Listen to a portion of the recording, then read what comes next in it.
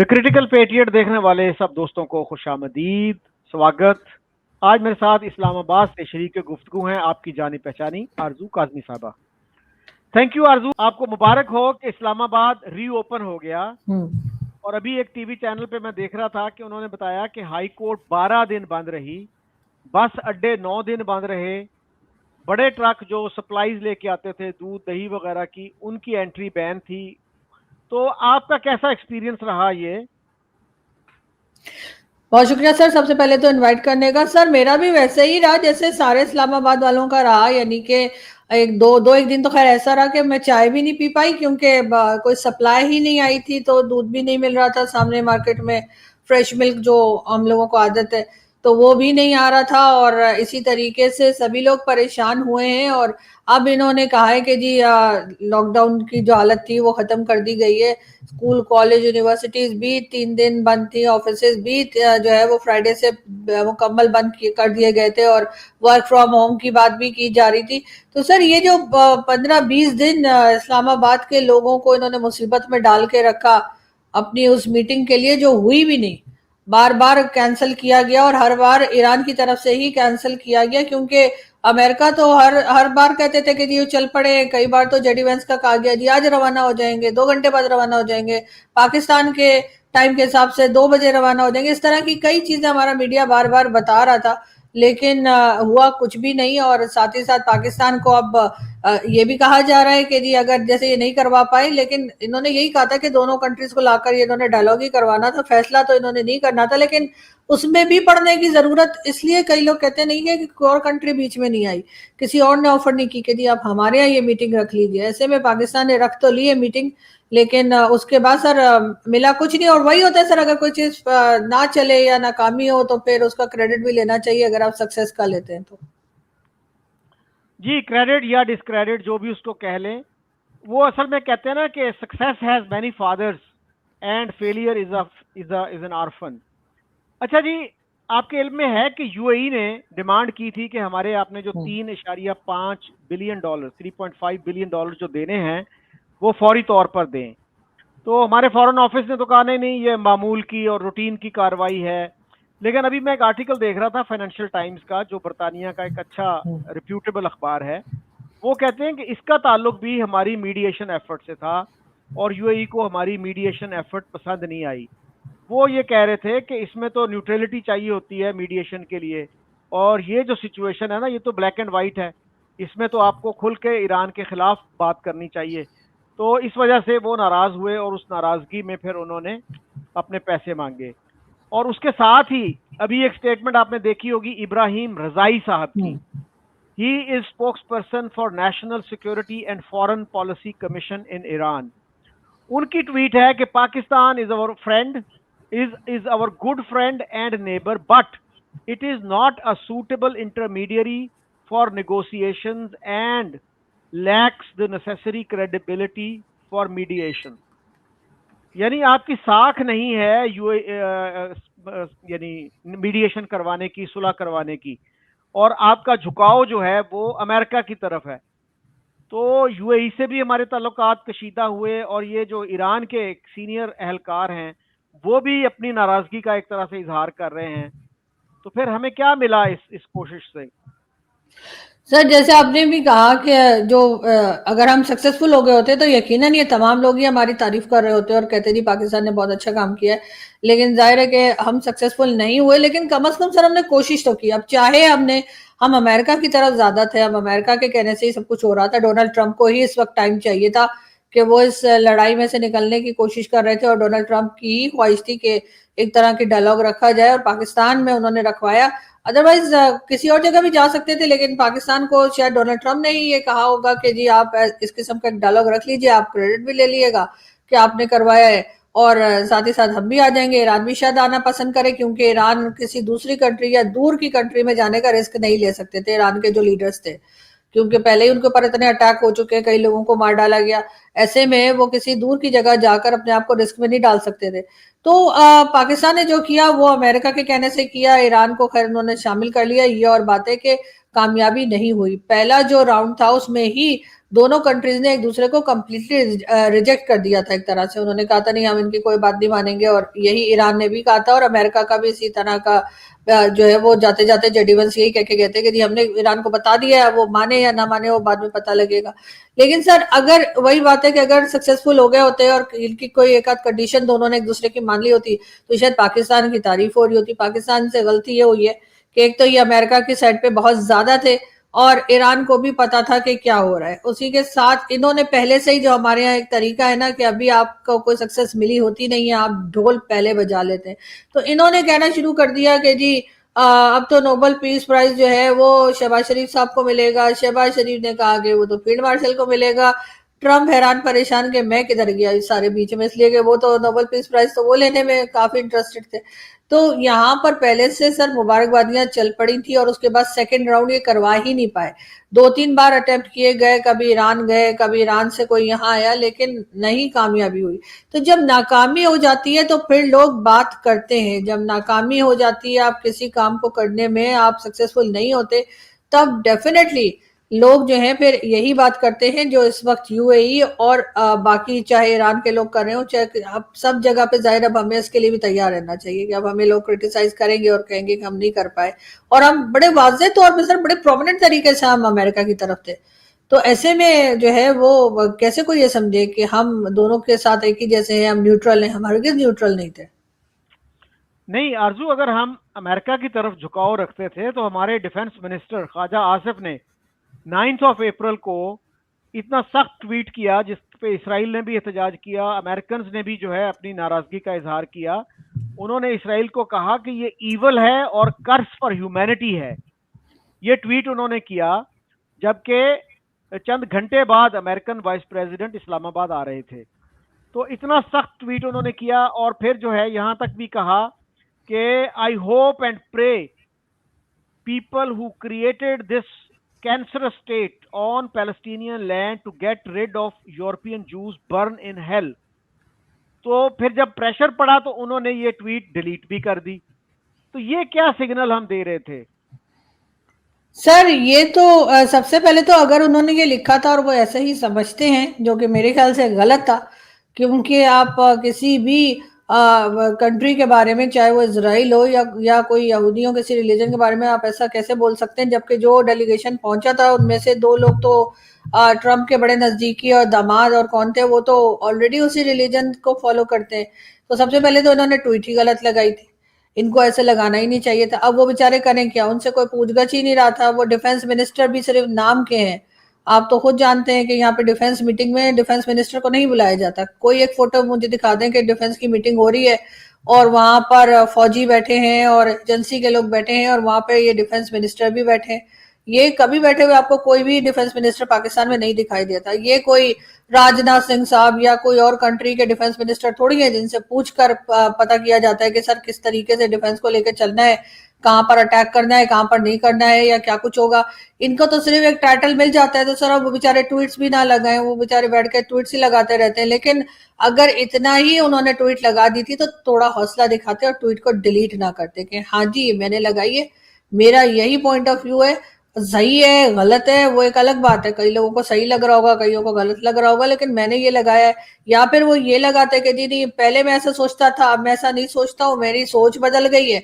इस तरह का कोई ट्वीट लगा देते कि नहीं मैंने गलती की और मुझे किसी भी रिलीजन या किसी भी गवर्नमेंट के बारे में ऐसे नहीं कहना चाहिए था, मुझसे मेरी माई मिस्टेक करके, और उसको फिर डिलीट करते या फिर उसको रहने देते, उसके ऊपर एक और ट्वीट लगा देते। लेकिन ऐसा नहीं हुआ। इससे साफ जाहिर होता है कि उन्होंने अपनी तरफ से जो ट्वीट लगाई थी वो शायद पाकिस्तान के लोगों को बताना चाह रहे थे कि हम ईरान के साथ खड़े, जबकि पाकिस्तान की अक्सर पब्लिक जानती है जिनके ज्यादातर के जो सेंटिमेंट्स है वो ईरान के साथ है। चाहे वो शिया सुन्नी की भी यहाँ पे कोई बात नहीं हो रही, लेकिन हर कोई जो है ईरान के साथ है। लेकिन गवर्नमेंट जो है वो अमेरिका का साथ दे रही है और अमेरिका इसराइल का साथ दे रहा है। तो अगर हम अमेरिका के साथ खड़े दैट मीन्स कि हम इसराइल के साथ खड़े। ऐसे में बीच में ये डिफेंस मिनिस्टर साहब की ट्वीट आती है और उसके बाद डिलीट भी कर दी जाती है। तो सर ये इन लोगों को मतलब थोड़ा सा सोच समझ के कुछ लिखना पड़ना या बताना चाहिए। ये किस तरह से लिख लेते हैं और उसके बाद कोई भी बात करते हैं। ये यहाँ की एक ही की बात नहीं, अक्सर ही ख्वाजा आसिफ साहब के ट्वीट्स और जो कमेंट्स होते हैं वो कुछ इसी तरह के होते हैं जिसके ऊपर बाद में उनकी लेदे होती है तो वो फिर उससे मुकर जाते हैं। आपको याद है कि 2017 में 2017 में वो फॉरेन मिनिस्टर थे और उस वक्त इन्होंने कहा था कि Narendra Modi is a terrorist, he is responsible for Muslims massacre, the RSS is a terrorist body. यहां तक उन्होंने कहा। हालांकि हमें ये बताया जाता है कि डिप्लोमेट जो हैं वो इतनी मुहतात लैंग्वेज यूज करते हैं। किसी ने कहा था कि a diplomat tells you to go to hell in such a way that you start looking forward to the trip. और ये हमारे जो टॉप डिप्लोमेट थे वो इस तरह के बयानात देते थे।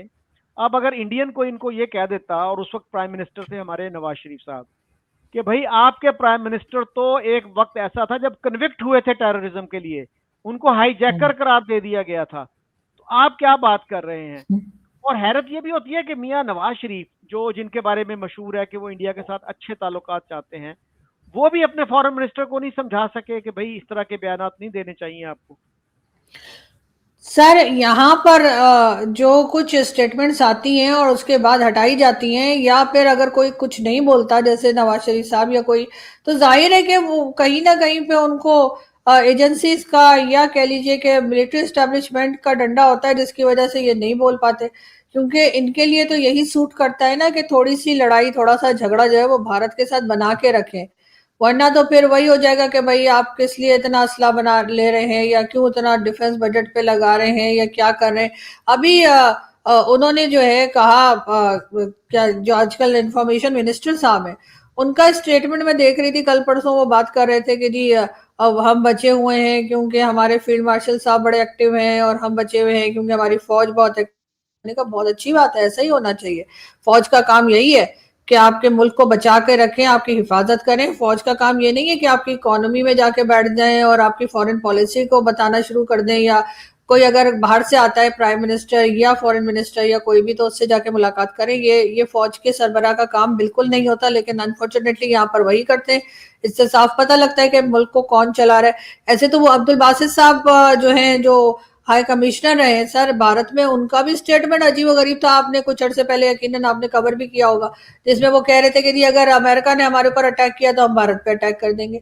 मतलब ये हर चीज में भारत को ले आते हैं। मतलब अगर अमेरिका पाकिस्तान पे अव्वल तो अटैक क्यों करेगा, और चले अगर कर भी दिया तो आप भारत पे क्यों अटैक करेंगे, ये बात तो किसी की समझ में नहीं आई।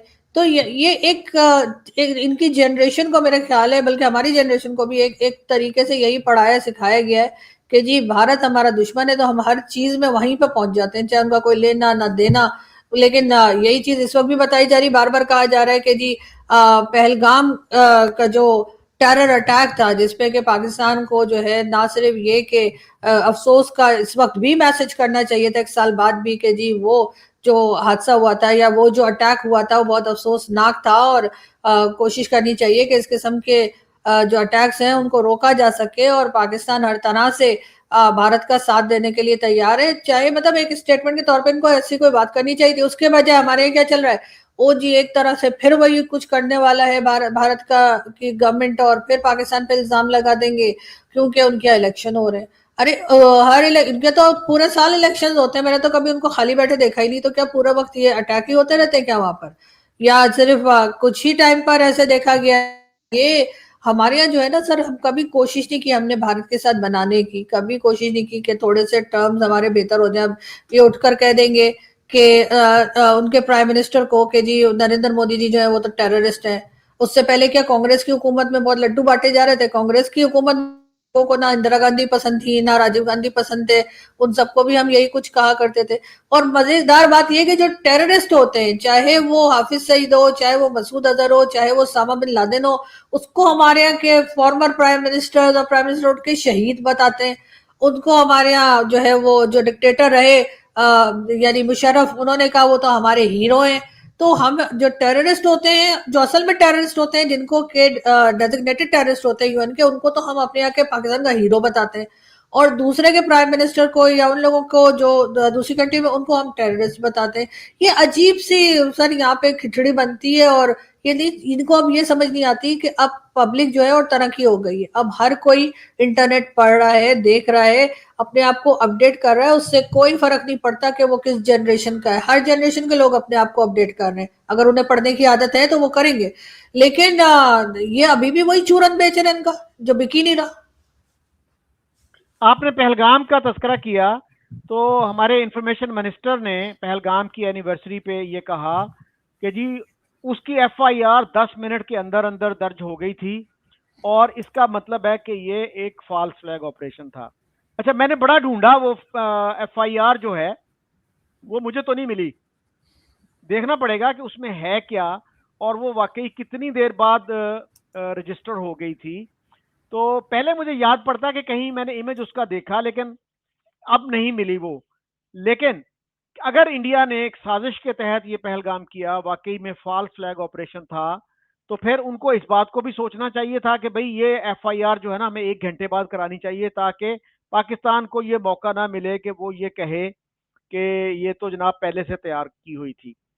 तो क्या यही एविडेंस है कि चूंकि उसकी एफआईआर 10 मिनट के अंदर अंदर दर्ज हो गई, और जब तक कोई हमारे सामने वो एफआईआर ना हो कि भाई वाकई किसने करवाई और कितनी देर में हुई। और जलील अब्बास जिलानी साहब ने, जो हमारे केयर टेकर फॉरेन मिनिस्टर रहे, उससे पहले फॉरेन सेक्रेटरी रहे, एम्बेसडर भी रहे, उन्होंने तो उसी दिन कह दिया था, 22 अक्टूबर को ही, जो ही वो हमला हुआ, आप 23 के अखबार देख लीजिए, उन्होंने कहा ये तो फॉल्स फ्लैग ऑपरेशन था। और यासीन मलिक की वाइफ जो है मिशाल मलिक, उनका भी इसी तरह का बयान छपा हुआ था 23 के अखबारात में कि जी ये तो फॉल्स फ्लैग ऑपरेशन था। तो किसी जर्नलिस्ट ने उनसे नहीं पूछा कि भाई आपको इतना जल्दी कैसे पता चल गया। सर देखें, मशाल मलिक के तो एक रेपुटेशन है कि वो जो है वो जो एजेंसी है, पाकिस्तान की एजेंसी, उनके लिए काम करती हैं या उनके हिसाब से काम करती हैं। उनका तो ये बहुत मशहूर है, कई जगह पर देखा गया उनकी स्टेटमेंट्स जो है वो इसी तरह की होती हैं जिससे साफ पता लगता है कि इनको कहीं से डिक्टेशन आया है। अब उनको मैं क्या कहूँ, उनकी मर्जी है, वो जो भी स्टेटमेंट दे रही है। लेकिन सर फॉल्स फ्लैग एक्शन जो अटैक होता है या प्लान करके जो बताया जाता है कि जी हो रहा है, तो वो तो जो आईपीएस स्कूल का अटैक था उसको भी कहा गया कि जी ये भी इसी तरीके से था, क्योंकि वहां पर बहुत देर तक पुलिस नहीं पहुंची जब अटैकर्स वहां पर पहुंचे थे आर्मी पब्लिक स्कूल के। उसके बाद इमरान खान का एक धरना चल रहा था वहां पर, बड़ा लंबा चौड़ा, कई 126 दिन का, वो खत्म नहीं कर रहे थे, और उस अटैक के बाद ही इमरान खान का वो धरना जो था या जो प्रोटेस्ट था वो खत्म हो गया दूसरे दिन। तो लोग तो इस तरह की बात उस वक्त भी कर रहे थे, तो क्या ये मान जाएंगे कि ऐसे ही था? इमरान खान उठ नहीं रहे थे तो इमरान खान की वजह से वहां पब्लिक स्कूल में इतनी देर तक पुलिस नहीं आई, क्या कुछ हुआ? और सबसे बढ़कर वो जो एहसानुल्लाह एहसान, जो कि मास्टरमाइंड था उस अटैक का, पाकिस्तान एजेंसीज के कब्जे में था, वो बाहर निकाल दिया गया अपने पूरे खानदान समेत। तो क्या समझा जाए कि खुद किया हमने, यहाँ पे खुद किया गया उस चीज को। इन्होंने पहले ये अटैक करवाया इमरान खान को हटाने के लिए, उसके बाद उस एहसानुल्लाह एहसान को, अभी तक किसी ने ये दावा नहीं किया पाकिस्तान एजेंसी की तरफ से कि जी वो एहसानुल्लाह एहसान को भारत छुड़ा के ले गया या अफगानिस्तान छुड़ा के ले गया या अमेरिका ने निकाल लिया। इनके पास से ही वो निकला है, और अब वो ट्विटर पे बैठ के बड़े मजे से जो है वो पाकिस्तान के गवर्नमेंट और उनके ऊपर क्रिटिसाइज कर रहा होता है। तो कोई बताएगा कि वो आदमी कैसे निकल गया, कहाँ चला गया, जो कि मास्टरमाइंड था? उसके बाद ये जब दूसरे की जगह पर अगर कोई अटैक होता है या किसी के लोगों की जान नुकसान होता है, तो ये उठकर फौरन कह देते हैं कि नहीं जी ये तो ऐसा। तो भाई कोई शर्म होती है? जैसे वो ख्वाजा से कहते हैं ना, कोई शर्म होती है, कोई हया होती है कि वहां पर लोगों की जानें चली गई और किस किस तरह से लोगों को मारा गया। आप ये कह सकते हैं कि हमारा हाथ नहीं था, हमने नहीं किया। आप ये कहिए, आप कहिए कि नहीं पाकिस्तान को बहुत अफसोस है, पाकिस्तान का उसमें कोई लेना देना नहीं था, जिस किसी ने किया हमारा ख्याल है कि वो बहुत जानवर था, बल्कि जानवर भी बेहतर होते हैं। वो बिल्कुल इंसानियत से हटके वो हरकत थी, और हम जो है वो भारत के साथ खड़े हैं, और इस तरह की किसी भी अटैक को हम जो है वो ना सिर्फ ये कि हम उनका साथ देंगे इस तरह के अटैक्स को रोकने में, बल्कि हर तरह से हम ऐसा कोई स्टेटमेंट देते जिससे भारत के लोगों को ये लगता कि हमारे अंदर थोड़ी इंसानियत बाकी है। हम हरगिज ये नहीं कह रहे कि हम कहें कि नहीं जी हमें फंसा दिया, ये कर दिया।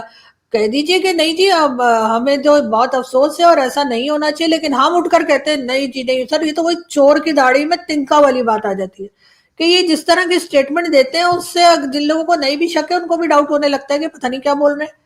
तो अभी 1 साल के बाद इस अटैक को 1 साल हो गया, अभी भी वो मुझे वहां पे जो फुटेजेस आई थी वो अभी भी लोग सोशल मीडिया पे लगा रहे हैं, देखकर आज भी ऐसा दुख होता है, अफसोस होता है। एक इंसान के तौर पे, लेकिन ये आज भी वही स्टेटमेंट दे रहे हैं, ये अभी भी वही लगे हुए कि जी भारत जो है वो फिर अटैक करने वाला ऐसा कुछ करके। अरे तो फिर वो आरबी पब्लिक स्कूल का वो क्या था, फिर उसको भी यही कह दीजिए। फिर उसके लिए ये क्यों कहा जा रहा है कि जी नहीं वो एहसान उल्ला एहसान ने किया, फलाने ने किया, तो किधर है एहसान उल्ला एहसान? कोई इनसे पूछेगा तो ये जवाब नहीं देंगे। सर यहाँ पर तो अजीब तरीके से ये लोग काम करते हैं और उसके बाद अपनी ही चीज को और खराब से खराब तर होते हुए मतलब बनाते चले जाते हैं। इनको क्या लग रहा है कि जो पब्लिक देख रही है, सुन रही है, पढ़ रही है, उसको कुछ समझ में नहीं आ रहा। जी, पिछले दिनों कमर चीमा साहब ने मेरा इंटरव्यू किया, फिर मैंने उनका इंटरव्यू किया, तो उनसे मैंने यही पूछा, मैंने कहा जी दुनिया का मीडिया जो है, किसी भी मुल्क का मीडिया इंक्लूडिंग चाइना, क्या किसी मीडिया ऑर्गेनाइजेशन ने ये कहा कि ये फॉल्स फ्लैग ऑपरेशन था, सिवाय पाकिस्तानी मीडिया के? तो भाई चाइना का मीडिया नहीं कह रहा, ईरान का मीडिया नहीं कह रहा, सऊदी अरेबिया का मीडिया ये क्लेम नहीं कर रहा, तो फिर क्या क्रेडिबिलिटी है आपके इस क्लेम की? और फिर यूएन ने देखिए कि उसको एज अ टेररिस्ट एक्ट के तौर पे उसको कंडेम किया, ये नहीं कहा कि ये फॉल्स फ्लैग ऑपरेशन था। तो चाइना ने क्यों नहीं वीटो कर दिया उस रेजोल्यूशन को? चाइना तो हमारा बड़ा दोस्त है, बड़ी हमारी गहरी दोस्ती है उनके साथ।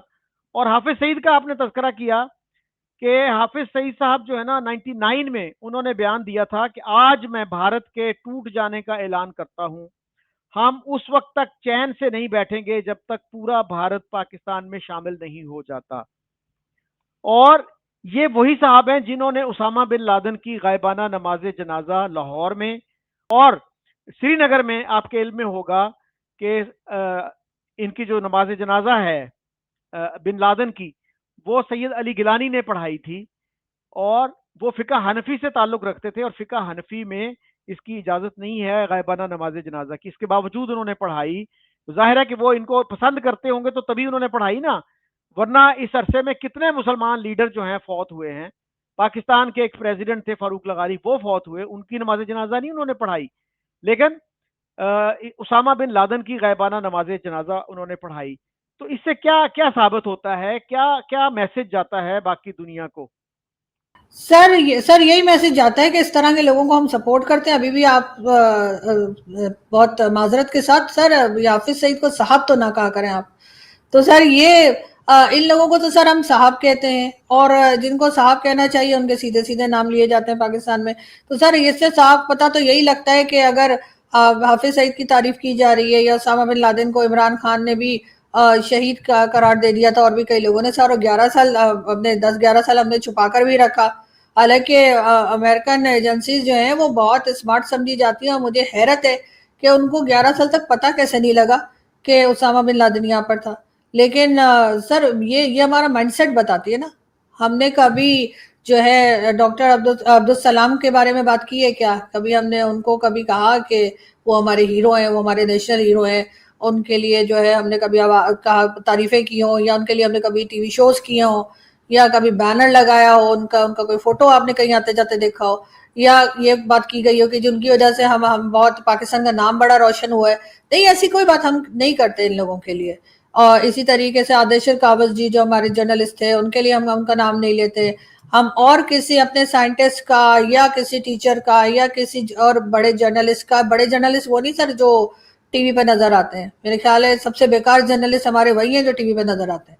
उसके अलावा जो बाहर है वो हम कहीं बेहतर काम कर रहे हैं। ऐसा नहीं कि वो अच्छा काम नहीं कर रहे, लेकिन खैर उनसे कहीं बेहतर काम लोग बाहर कर रहे हैं, लेकिन हम उनका नाम तो कभी नहीं लेते। लेकिन इनको कहा जाता है कि जी ये पाकिस्तान का बड़ा कोई नाम रोशन कर रहे हैं और ये भारत को इधर मिला लेंगे। मतलब अजीब अजीब बातें सर। इनको तो मेरे ख्याल है फौरी तौर पे जेल में तो डाला नहीं है, कम से कम मेंटल हॉस्पिटल में ही डाल दें हाफिज सईद को, ये तो कुछ भला हो जाएगा। अच्छा, आपने बात की डॉक्टर सलाम की, आतिफ मियाँ का जिक्र आप भूल गई। भूली आतिफ नहीं थी, लेकिन सबके हाँ नाम सर मुश्किल है जी, लेना जी। हाँ, आतिफ मियाँ वो शख्स हैं, इकोनॉमिस्ट हैं, बड़े प्रॉमिसिंग इकोनॉमिस्ट हैं, और बहुत से लोग ये कहते हैं कि he is a Nobel material. हो सकता है 5-7 साल बाद, 10 साल बाद उनको नोबेल प्राइज मिल जाए। और इमरान खान उनके बहुत बड़े एडमायरर थे और उन्होंने अपनी एडवाइजरी कमेटी में, इकोनॉमिक एडवाइजरी कमेटी में उनको शामिल कर लिया था। तो मौलवियों का प्रेशर पड़ा कि ये आतिफ मियाँ तो अहमदी है, ये कैसे इस कमेटी का रुकन बन सकता है? तो उस वक्त एस्टेब्लिशमेंट भी पूरी सपोर्ट कर रही थी इमरान खान को, इसके बावजूद उनको झुकना पड़ा और उन्होंने आतिफ को उस कमेटी से निकाल दिया। और बाकी 2 और भी इकोनॉमिस्ट थे, उन्होंने बतौर एहतजाज जो है प्रोटेस्ट करते हुए इस कमेटी से रेजिग्नेशन दे दिया, अपना छोड़ के चले गए। वो कहीं फाइनेंस मिनिस्टर नहीं बन रहे थे, प्राइम मिनिस्टर के कोई एडवाइजर नहीं बन रहे थे, वो पाकिस्तान नहीं आ रहे थे, वो अमेरिका ही में हैं, प्रिंसटन यूनिवर्सिटी के साथ मुंसलिक हैं वो। तो वहां से बैठ के उन्होंने एडवाइस करना था, अपना मशवरा देना था, तो उनको भी बर्दाश्त नहीं किया गया। वो सऊदी अरब को मशवरा दे सकते हैं, पाकिस्तान को मशवरा नहीं दे सकते। कराची का एक इदारा है IBA, बड़ा अच्छा इदारा है, उनका मेरे इल्म में आया कि उन्होंने उनके साथ कुछ सेमिनार रखा था ऑनलाइन, वो कैंसिल करना पड़ा, उनको धमकियां मिली कि अगर आपने ये कैंसिल ना किया तो आपको उसके नताइज भुगतने पड़ेंगे। तो इतनी ज़्यादा इंटॉलरेंस हमारे यहाँ है, और फिर हम ये कहते हैं कि नहीं नहीं हमारे यहाँ तो बहुत टॉलरेंस है। इंडिया में बहुत फनेटिसिज्म है। सर यही तो प्रॉब्लम है, जिस दिन हम ये बात समझ जाएंगे या इस बात पे चले जाएंगे, बहुत सी चीजें वो जो जरदारी साहब कह रहे थे ना कि वो कॉन्स्टिट्यूशन जो है वो कोई कुरान या हदीस नहीं है जिसको बदला ना जा सके, तो जिस दिन हमने उसमें ये चेंजेस ले आए कि हमारे यहाँ जो है किसी भी रिलीजन का के लोग जो है वो हमारे गवर्नमेंट में भी हो सकते हैं, वो आर्मी चीफ भी बन सकते हैं, वो हमारे सदर और प्राइम मिनिस्टर भी बन सकते हैं, और उसका रिलीजन से कोई लेना देना नहीं है, तो उस दिन पाकिस्तान प्रोग्रेस कर जाएगा, उस दिन पाकिस्तान बहुत बेहतर हो जाएगा, क्योंकि बहुत से ऐसे टैलेंटेड लोग हैं जो मुसलमान ना होने की वजह से जिनको हम आगे नहीं आने देते। आप अगर इंडियन मीडिया देखते हो तो आपको पता लगेगा कि इंडियन मीडिया में, मेन स्ट्रीम मीडिया के ऊपर कितने ही मुसलमान जर्नलिस्ट और एंकर्स काम करते हैं कैमरा के सामने, वो शोज अपने करते हैं। पाकिस्तान में आप मुझे बता दीजिए कौन है, कोई खास हिंदू कम्युनिटी के कोई हो जिनको हमने बहुत आगे आने दिया हो, या किसी और रिलीजन के हो जिनको हमने आगे आने दिया हो, और पाकिस्तान के टीवी चैनल पे वो कोई शो होस्ट करते हो, किसी तरह के कोई हर तरह की मतलब बात कर सकते हो या अपने आप को आगे ले जा सकते हो। हम तो आगे नहीं आने देते उन लोगों को। अभी कल परसों सर एक प्रेस कॉन्फ्रेंस कराई गई है माइनॉरिटी के लोगों को बिठाकर, और वो कह रहे हैं जी भारत में बड़ा जुल्म हो रहा है। मैंने कहा वो भारत तक इनको दिखाई दे रहा है, लेकिन जहां ये बैठे हुए हैं वहां पे माइनॉरिटी के साथ क्या हो रहा है ये इनको दिखाई नहीं दे रहा। तो वो बेचारे जो हैं वो रमेश सिंह अरोड़ा साहब थे और एक दो और लोग थे, तो वो तो बेचारे अपनी मिनिस्ट्री के चक्करों में जो है, ये वही साहब है सर जिनको फैज हमीद साहब ने जिनके घर में घुस के मारपीट की थी, जबकि वो कोई हाउसिंग स्कीम के मालिक थे, उनको मारना चाह रहे थे और गलत हाउस मेरे ख्याल एड्रेस कुछ गलत हो गया तो वो उधर के बजाय इनके घर में चले गए। और बाद में मैं सोचती रही और मैंने कई लोगों से कहा भी कि इनको समझ नहीं आया मारपीट करने वालों को कि ये किसी सिख का घर है जहां वो कर रहे हैं। तो बाद में वो निकल के आए, उन्होंने कहा नहीं वो तो उस कोने वाले घर में रहते हैं, ये इस घर में चले गए। तो सर यहाँ पे तो ये हुआ, और ये बेचारा आवाज भी नहीं उठा सके कि मेरे घर में लोग घुस गए और मेरे घर में तोड़फोड़ की है, मारपीट की है। ये तो हाल है यहाँ पे माइनॉरिटी का। और बैठ के प्रेस कॉन्फ्रेंस कर रहे हैं कि जी भारत में, अच्छा चले भारत को अब बता दिया, जरा बांग्लादेश का भी नाम ले देते, बांग्लादेश में भी तो गलत हो रहा है। तो यहाँ पर तो सर आपको पता है कि किस तरीके से चीजें कंट्रोल की जाती हैं, और वो बेचारे जो है उनको पता नहीं क्या डरा धमका के प्रेस कॉन्फ्रेंस करवा दी गई, या वो अपने ही किसी बेनिफिट की वजह से कर गए। लेकिन बड़ा अफसोस हुआ मुझे उनकी प्रेस कॉन्फ्रेंस देखकर। जी, बांग्लादेश में आपको पता है कि 28% हिंदू थे 1947, और आज वो 8% से भी कम है। तो आप देख लीजिए कि किस तरह से वहां पे हिंदुओं को वहां से निकाला गया या मारा गया, या कन्वर्ट किया गया होगा सर। 1950 में बहुत बड़े वहां फसादात हुए थे। फसादात क्या, वो हिंदू जो हैं, कहा जाता है 10,000 हिंदू मारे गए थे, और हमारे जो पहले लॉ मिनिस्टर थे उन्होंने उस पर एहतजाज करते हुए, वो कहते हैं मैं मिनिस्टर होते हुए भी उस पर कुछ ना कर सका, तो वो छोड़ के इंडिया चले गए थे 1950 में। आपको पता है कि 1971 में इंडिया का आर्मी चीफ जो था वो एक पारसी था, और जिस बंदे के सामने जनरल नियाजी ने साइन किए सरेंडर डॉक्यूमेंट पे वो सिख था, और जिस जर्नैल ने, मेजर जनरल थे उस वक्त जेकब, वो एक यहूदी था। तो आप अंदाजा कीजिए कि तीनों जो टॉप पोजीशंस हैं उस जंग के हवाले से, दे वर ऑक्यूपाइड बाय नॉन हिंदूज। और सिख देखिए वहां 2% से भी कम है, और एक सिख जो है वहां का प्राइम मिनिस्टर बना, प्रेसिडेंट भी बना, और फिर आर्मी चीफ जो है, I think 3 Indian army chiefs have been Sikhs, और एक पाकिस्तान सलमान इदरीस लतीफ, वो एयरफोर्स के चीफ रहे। इंटेलिजेंस ब्यूरो के चीफ जो हैं एक मुसलमान रहे हैं, और रिसेंटली 2014-15 की बात है ये।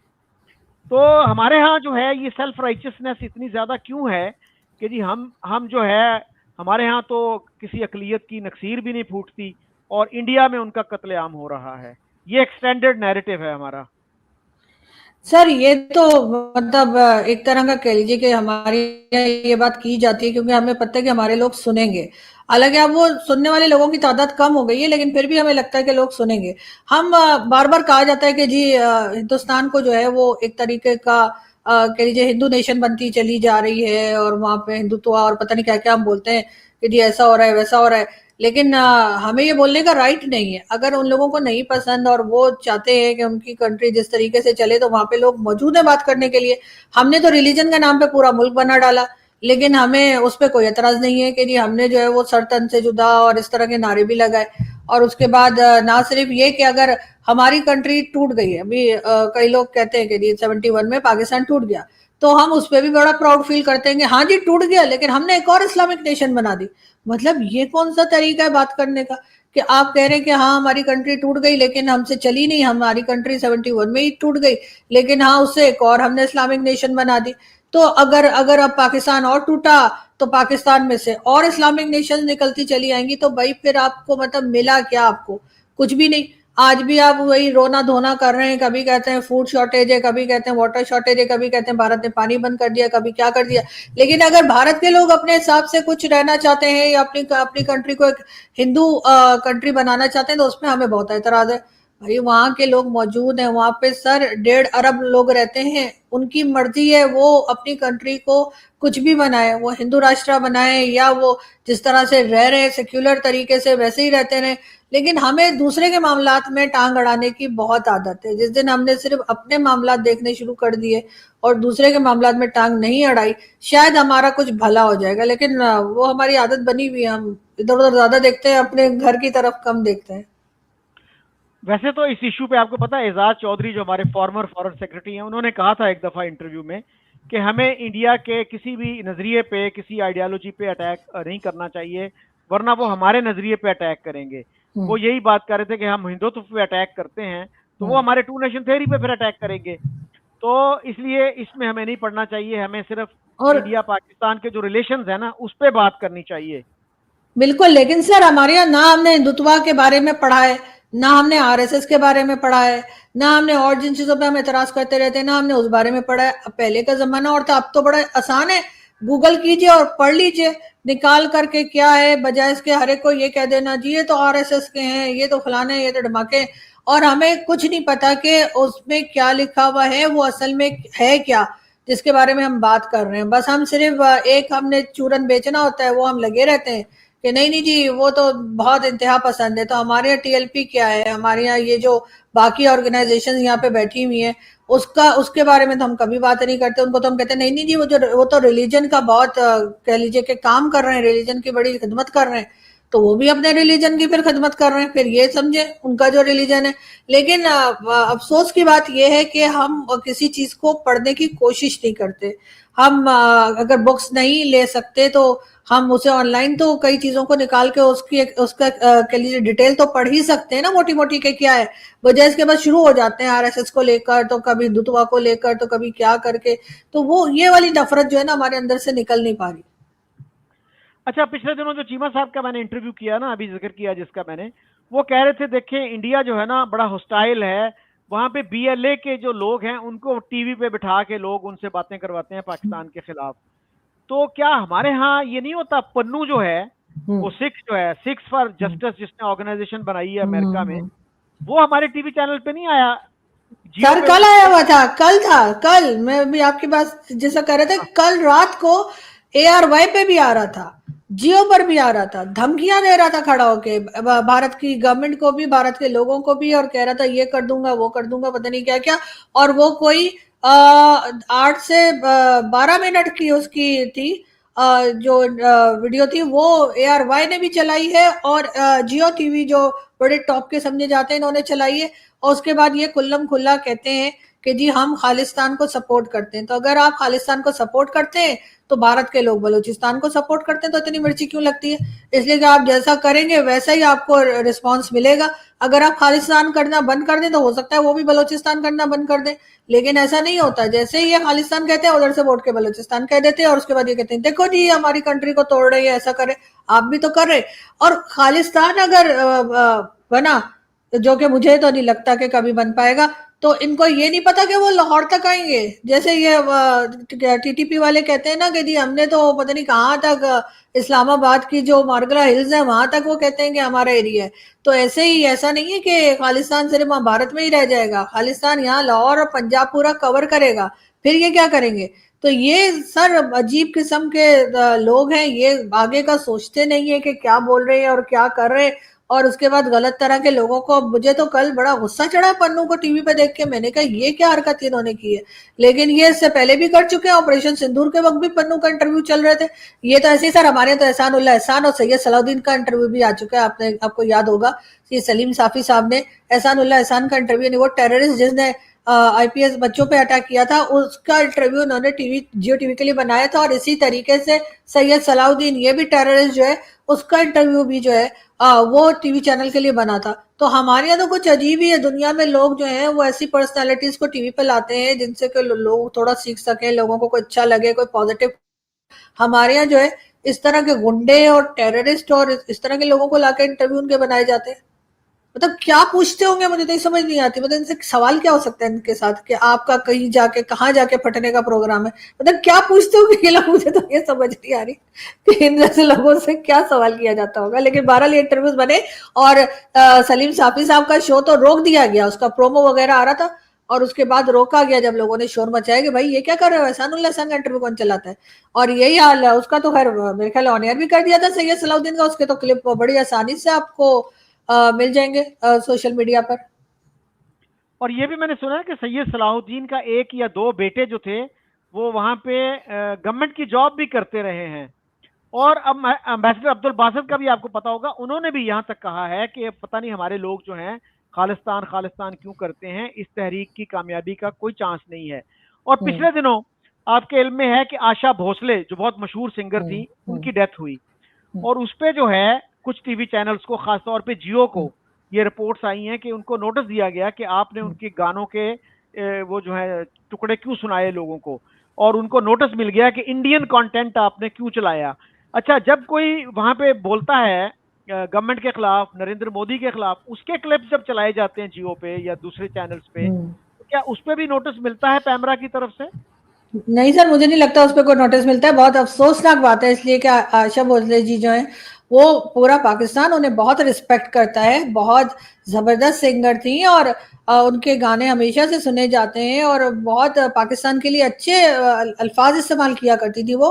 और जिस जमाने में अदनान समी इंडियन बने भी नहीं थे या इंडिया गए भी नहीं थे, तब भी वो आकर उनके साथ जो है उन्होंने उनकी वीडियोस वगैरह की थी, उनकी म्यूजिक वीडियोस जो होती थी, तो हमेशा बहुत अच्छे अल्फाज में पाकिस्तान का जिक्र करती थी। और ऐसे में इस किस्म का पैमरा जो है, मुझे लग रहा है पैमरा को जो है ना कोई काम वाम करने को रहा नहीं है, तो उन्होंने ना ये देखा कि किसकी बात हो रही है, क्या बात हो रही है, और उन्होंने इस तरह से जो है वो नोटिस भेज दिया। बहुत अफसोस हुआ है मुझे। मेरा ख्याल है कि हर उस इंसान को अफसोस होना चाहिए, चाहे वो हिंदुस्तानी हो या पाकिस्तानी, जो कि म्यूजिक सुनता है, जो कि इंडियन सॉन्ग्स जो है वो पसंद करता है। खासतौर पे लता जी और आशा जी जो हैं उनके तो बहुत फैंस हैं यहाँ पर। और इस तरह से पैमरा को तो बल्कि माफी मांगनी चाहिए टीवी चैनल्स के, हमने इस तरह का नोटिस कर दिया है, या गवर्नमेंट को उनके ऊपर एक्शन लेना चाहिए। लेकिन यहाँ पे तो सर जहालत की कोई लिमिट ही नहीं है। पढ़ाई लिखाई की लिमिट है पाकिस्तान में, लेकिन जहालत की मेरे ख्याल है कोई लिमिट नहीं है। बहुत से लोग ये कहते हैं कि हमारे यहाँ बहुत फ्रीडम ऑफ एक्सप्रेशन है, और उसकी एक रीसेंट एग्जांपल मैं आपको दूं। खुर्रम नज़ीर नामी एक शायरी हैं, उन्होंने एक पोस्ट लगाई सोशल मीडिया पे, और उसकी खबर हमारे यहाँ तो चैनल उस पर चली, और बीबीसी ने भी उसकी खबर दी। और उन्होंने ये कहा था कि तरनौल फाटक, जो रेलवे क्रॉसिंग है इस्लामाबाद से थोड़ा बाहर, कि तरनौल फाटक भी आबनाए हुर्मत से कम नहीं, इसे अगर बंद कर दिया जाए तो हमारे सारे मसले हल हो जाएंगे। तो इस शहरी को एक मजिस्ट्रेट के हुक्म पे अरेस्ट कर लिया गया और उनको अडयाला जेल भिजवा दिया गया। तो इतनी फ्रीडम ऑफ एक्सप्रेशन है पाकिस्तान में। सर आप ईमान मजारी को देख लीजिए, उन्होंने बलूचिस्तान के लोगों के फेवर में ट्वीट्स लगाई थी, उनके साथ जब वो यहाँ प्रोटेस्ट के लिए आते थे तो वो उनके साथ खड़ी दिखाई देती थी, और उनको उनके केसेस भी फ्री में लड़ रही थी, और ट्वीट लगाने पे और रीट्वीट करने पे उनके हस्बैंड को इन्होंने 17 साल की सजा सुना दी। तो यहाँ पर तो ये हाल हुआ हुआ है, यहाँ तो बिल्कुल जंगल का कानून है। अब उस शहरी ने ऐसी कौन सी गलत बात कह दी थी जिसके लिए इस तरह से अरेस्ट किया जा रहा है? तो ये हाल हुआ हुआ है इस वक्त गवर्नमेंट का भी, पंजाब गवर्नमेंट का भी, कि कहते हैं कि हमें कुछ मत कहो, हम जो मर्जी करें। ये एक तरह के बादशाह वाला राज जो होता है ना, जो पुराने जमाने में कभी होता होगा, इन्होंने वो बना रखा है, और इसीलिए ये सब कुछ आपको देखने को मिलता है। अच्छा, एक और सहाफी हैं फखर, उनको पिछले दिनों गिरफ्तार किया गया। Do you have any information about that matter? Sir मैंने बस कहीं पढ़ा था कि उनको अरेस्ट किया गया है, लेकिन किस लिए अरेस्ट किया गया है वो डिटेल्स नहीं मुझे मिली। और यही होगा सर, इन्होंने कुछ लिख दिया होगा, कुछ बोल दिया होगा, और उस पर ये अरेस्ट करके ले गए होंगे। अब वहां पर इनको तो बिल्कुल आजकल बहुत ज्यादा जैसे कहते हैं ना, बिल्कुल पेशेंस या टॉलरेंस लेवल जो है इनका जीरो हुआ हुआ है। That is so unfortunate. तो अगर एग्जैक्टली। कोई, हाँ मतलब अगर कोई इख्तलाफी बात करता है, गलत बात करता है, तो आप उसको कंट्राडिक्ट कर दें, किसी और से करवा दें कि भाई आपकी ये बात गलत है। क्या गिरफ्तारी और टॉर्चर और इस तरह की चीजें जो हैं, यही मसले सर का हल आपको है? पता है, सर आपको पता है ऑलमोस्ट 6 मंथ्स हो गए मेरा जैज अकाउंट और एक आध अकाउंट में मेरा अभी तक इन्होंने ब्लॉक किया। मुझे इन्होंने नो फ्लाई लिस्ट में डाला हुआ है, मैं कहीं नहीं जा सकती सर। ऑलमोस्ट 6 मंथ्स हो गए, कई बार कहा गया है, लेकिन नहीं खोल रहे। तो इन्होंने तो ये हाल करके रखा हुआ है। अब इनको लगता है कि शायद यार तरफ से बंद कर देंगे अकाउंट्स वगैरह, और खाने पीने के लाले पड़ जाएंगे लोगों को, तो शायद फिर ये बोलना छोड़ देंगे। तो यहाँ पे तो इन्होंने बहुत मुश्किल करी हुई है। तो आप तो हाई कोर्ट में भी गई थी, तो हाई कोर्ट ने कोई रिलीफ नहीं दी थी? सर वो तो चैनल की दी थी ना, हम्म। चैनल जो इन्होंने ब्लॉक किया था, चैनल खोल दिया था, लेकिन वो जो अकाउंट्स हैं वो इन्होंने नहीं खोले। एक खोला है और बाकी सब बंद है। जैज अकाउंट तक, मतलब जैज इजी पैसा अकाउंट तक ब्लॉक है, नहीं उसको इस्तेमाल कर सकते। थैंक यू वेरी मच, आपने बड़ी थॉट प्रोवोकिंग और थॉटफुल बातें की। और अगर कोई थैंक यू। दोस्त इख्तलाफी नुक्ता नज़र देना चाहें, अपोजिंग व्यू देना चाहें, they are welcome. Thank you again. Thank you sir.